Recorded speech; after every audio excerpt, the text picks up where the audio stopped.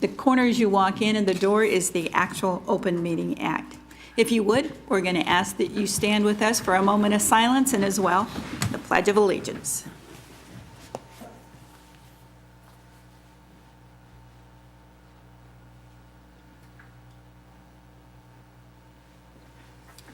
I pledge allegiance to the flag of the United States of America and to the republic for which it stands, one nation, under God, indivisible, with liberty and justice for all. We'll continue with roll call. Granquist? Here. Lange? Here. Merrill? Here. Lawson? Here. Murin? Moaning? Faust? Here. File? Here. All right, and under action, I would request approval of the consent agenda as provided you. So moved, Your Honor. Second. Motion with a second to approve the consent agenda. Please vote.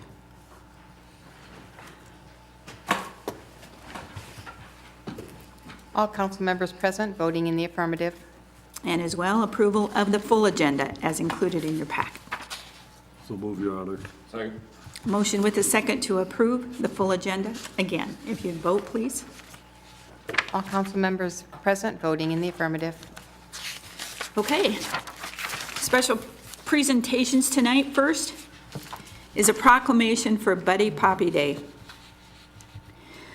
Whereas the annual sale of Buddy Poppies by the veterans of foreign wars of the United States has been officially recognized and endorsed by governmental leaders since 1922, and whereas VFW Buddy Poppies are assembled by disabled veterans and the proceeds of this worthy fundraising campaign are used exclusively for the benefit of disabled and needy veterans and the widows and orphans of deceased veterans.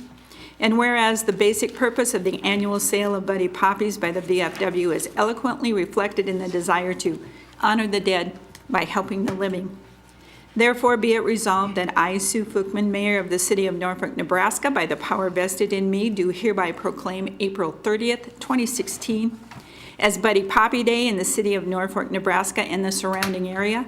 And I urge all citizens to recognize the merits of this cause by contributing generously to its support through your donation for Buddy Poppies on the day set aside for the distribution of these symbols of appreciation for the sacrifices of our honored dead. I urge all patriotic citizens to wear a Buddy Poppy as mute evidence of our gratitude to the men and the women of this country who have risked their lives in defense of the freedom which we continue to enjoy as American citizens. With that, is there anyone here that is to receive the proclamation? If not, Beth will take care of it. And next, we have a special presentation tonight by the name Mr. Scott Zaruba, Black Hills Energy, to update the City Council on the Northeast Nebraska Line project. Good evening, Scott Zaruba, Black Hills Energy, 1113 Monroe. Mayor and Council, thanks for giving me just 5 minutes to give you a little update on what we refer to as the Northeast Nebraska Line, or the NENL line. As you know, we've resumed the building of that pipeline. It's a 50-mile pipeline, and you can see, and bear with me on the map here, but it starts just about 3 miles east of Bancroft, and it will come into Norfolk, and we'll have a town border station that'll set on the right. Today we're still negotiating easement, but with OCT, but it'll set. Our town border station will sit on the northeast corner of the OCT property on the intersection basically of Victory and Eisenhower. You know, with this increased capacity, I'm happy to say that Norfolk will be able to once again look at economic development projects that are in need of natural gas, unlike we have for probably the last 7 to 10 years. As to date, 100% of the easements have been obtained. We had to get 125 parcels with 105 landowners, and we were able to do that with no condemnation process. So that's a testament to Black Hills and the landowners working together to resolve any issues that were out there, and so that helps us expedite the project. Lastly, or next, I'll just talk about the size of the pipe. We've decided that that we'll install an 8-inch pipeline. You know, for a long time, we were balancing between a 6 or 8-inch pipeline. That pipeline will give us about 100% more capacity to Norfolk than we had in the past. So that's great for Norfolk.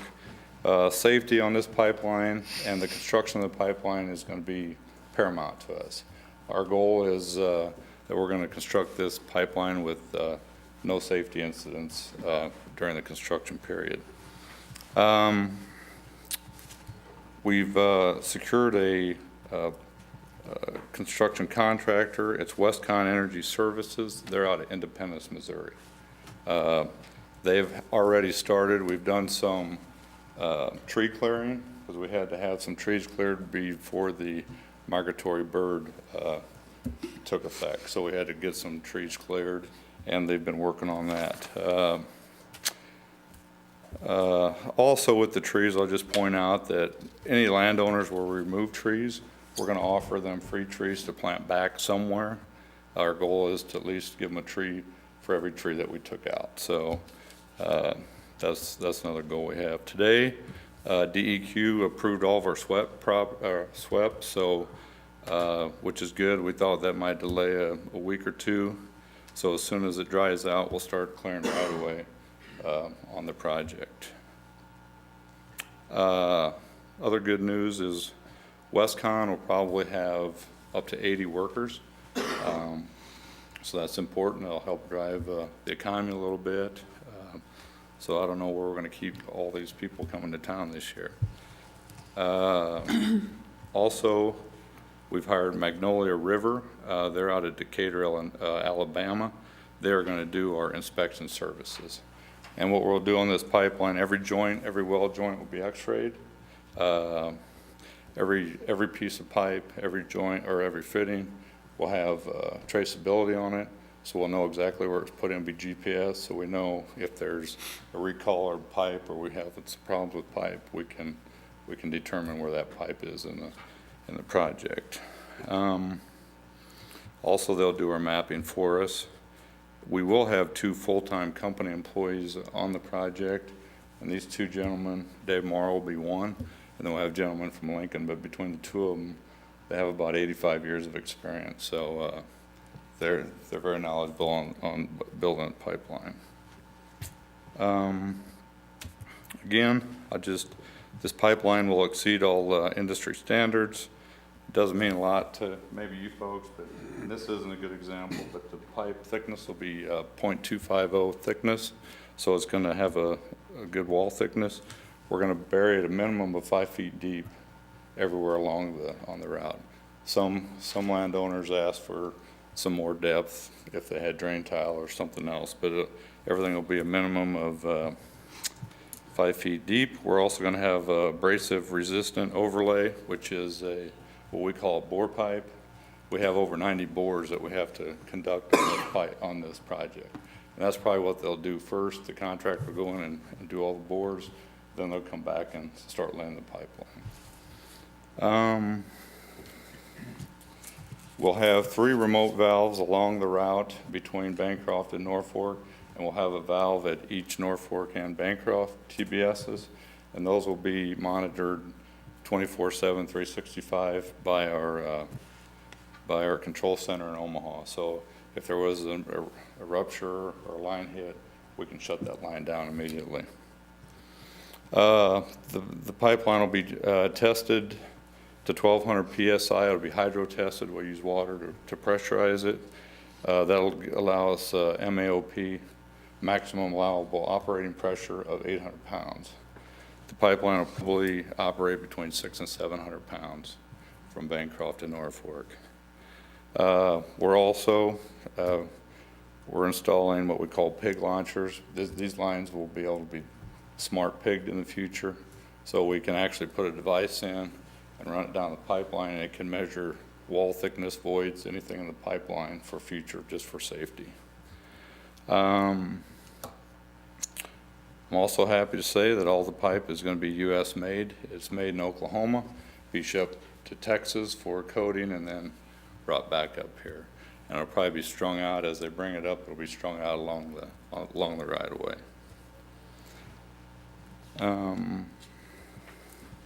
Completion date, we're looking at October or November completion date. So with that, Mayor, we're not going to have a groundbreaking.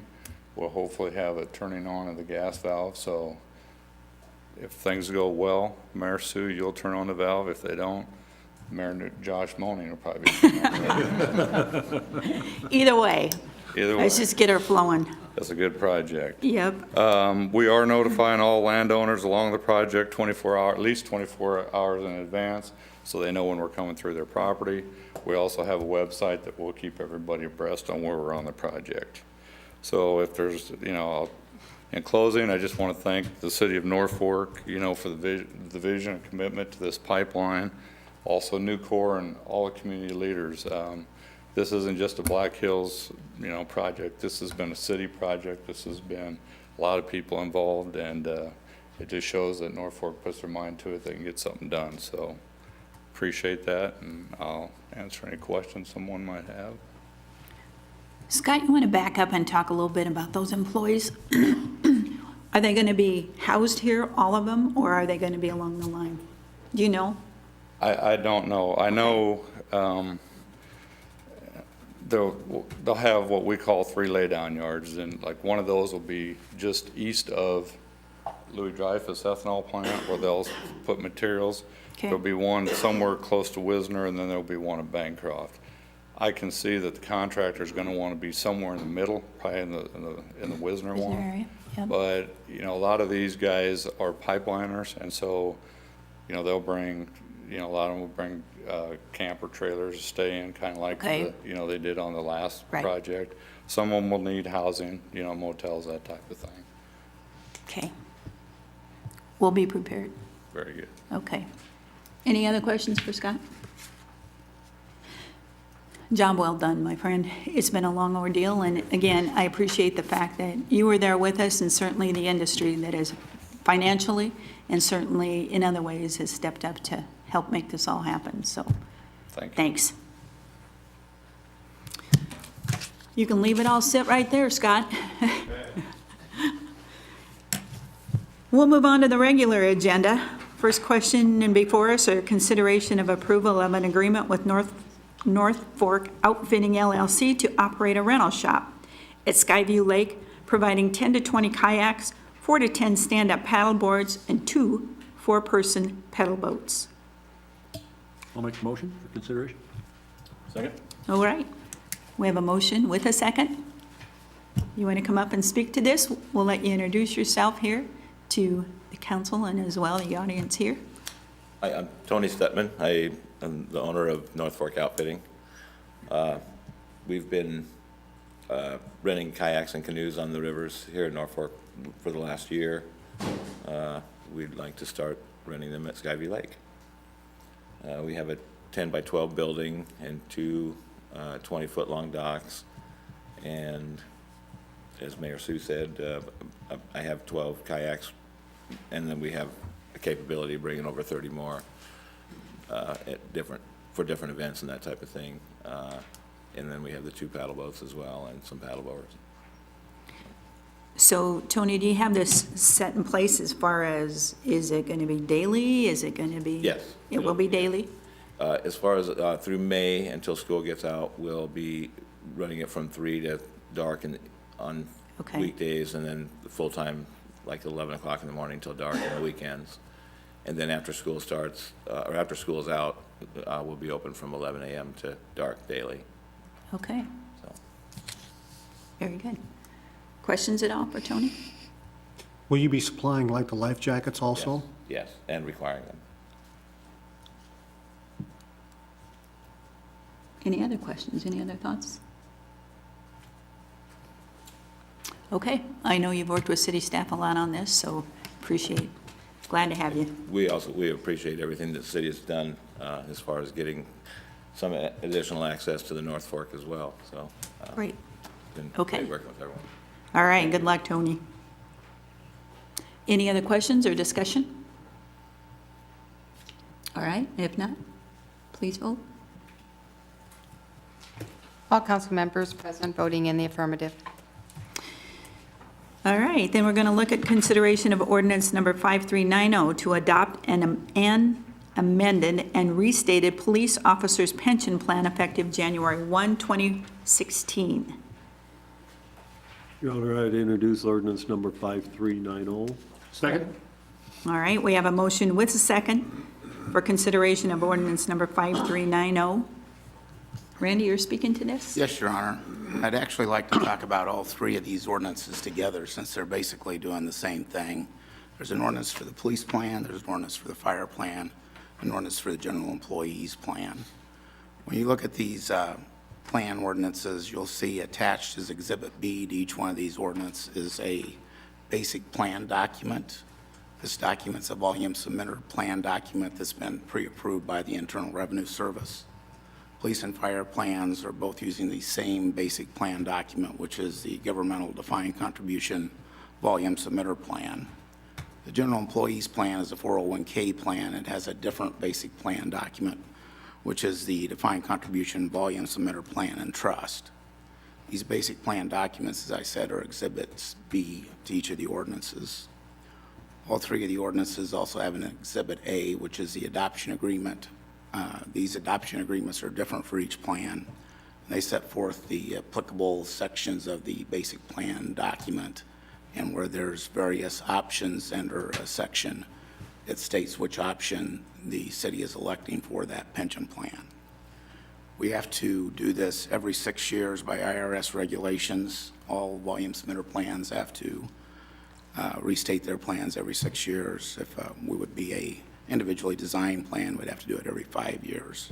But most smaller plans like us are volume submitter or prototype plans, and it makes plan adoption and administration much easier that way. And we last restated our plans in 2010, so 2016 is now the 6th year, and we'll be doing this again in 2022 if we change the law. Something I really don't look forward to because it's a lengthy process to go through all those documents and adoption agreements to make sure that all the options are correctly selected. There is no change in plan operations for any of these plans. Our plans will operate the same under these restated plan documents as they are under the current plan documents. However, there are amendments we made since 2010 are incorporated into the new plans instead of having to look at the 2010 pension plans and then any number of amendments to see what really is in effect. You can just look at the new restated plan. And the amendments we had since 2010 all relate to LB, or primarily relate, I should say, to LB 1082, which was passed by the legislature in 2012. And that was an ordinance that changed what had to be done for first-class city police pension plans. We have in our personnel rules that we'll try to make our employee groups as similar in benefits as possible. So we also made amendments to our general employees plan, mirroring the amendments we made to the police plan. And those three amendments were Amendments 1, which was adopted January 7th, 2013, which accelerated the vesting schedule for both police and general employees. Amendments 2, adopted September 3rd, 2013, increasing employee and employer contributions to the police plan from 6 to 6.5%, and the maximum city match of general employee contributions from 6 to 6.5% of compensation, effective October 1, 2013. And then Amendments 3, adopted September 8th, 2015, similarly increasing contributions from 6.5 to 7% of compensation, effective October 1, 2015. Amendment 2 to the general employees plan also reduced the age at which in-service distributions are allowed from 62 to 59.5. In-service distributions aren't allowed for the police or fire plans. As I mentioned earlier, there are no change to plan operations. The result of these restatements, and IRS regulations require them to be restated by April 30th. So I recommend passage of all three plans on 3 readings. That answer any questions? A lot of information given there, Randy. Any questions at all, council?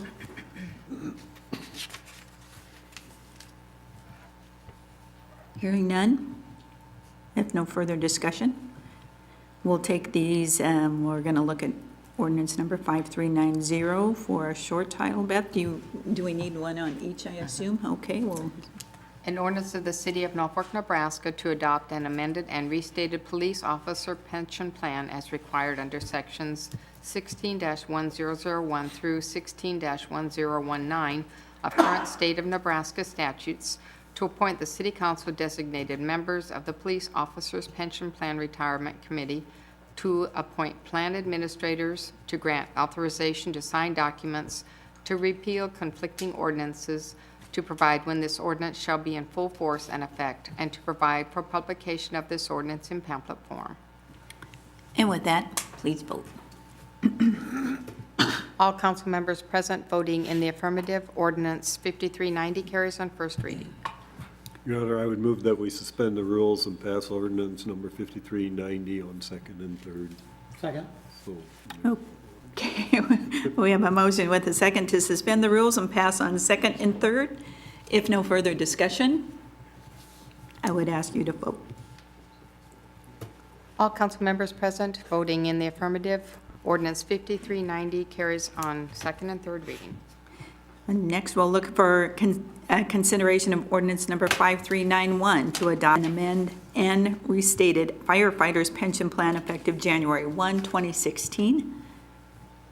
Your Honor, Go ahead. I'll introduce ordinance 5391 on first reading. Second. All right, I have a motion with a second for consideration of ordinance number 5391. Again, I think it's all been explained to us.